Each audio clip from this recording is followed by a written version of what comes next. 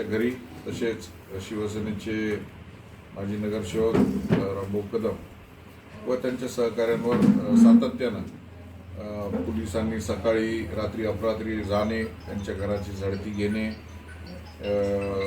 त्याचबरोबर महिला असतील, मुलं असतील, त्यांना दरडावणीच्या सुरामध्ये बोलणं, हे जे प्रकार झालेला आहे हा अत्यंत आक्षेपार्ह असा प्रकार आहे.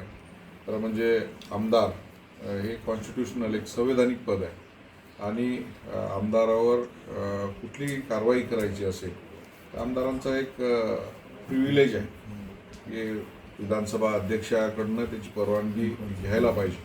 परंतु हिंगोलीमध्ये अशी कुठल्याही प्रकारची परवानगी न घेता सकाळी 6 वाजता आमदार संतोष बांगर यांच्या घरी पोलीसवाले, जसं काय एखादा अतिरेकी आहे अशा पद्धतीनं त्यांच्या घरी गेले. पूर्ण घराची, फ्रीजची सगळी झडती घेतलेली आहे.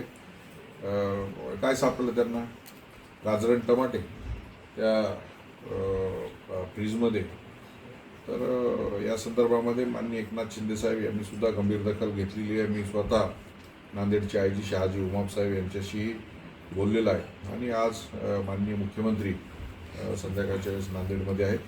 त्यावेळेस माननीय मुख्यमंत्री देवेंद्र फडणवीस साहेब यांच्याकडे सुद्धा जाऊन या संदर्भातली तक्रार मी करणार आहे आणि येत्या हिवाळी अधिवेशनामध्ये हा जो प्रश्न आहे हा प्रश्न उपस्थित करून एक हक्कभंग समितीकडं आम्ही ज्या पद्धतीची कारवाई पोलीसवाल्यांनी इथं केलेली आहे, ज्या पद्धतीची दादागिरी पोलीसवाले इथं करतायत, हे कोणाच्या सांगण्यावरून करतायत हे आम्हाला माहिती आहे.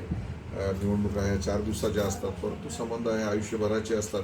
हे संबंध जपले पाहिजे आणि पोलीसवाल्यांनी अशा पद्धतीनं दादागिरी करू नये हे सांगण्यासाठी आज इथे मी आलो.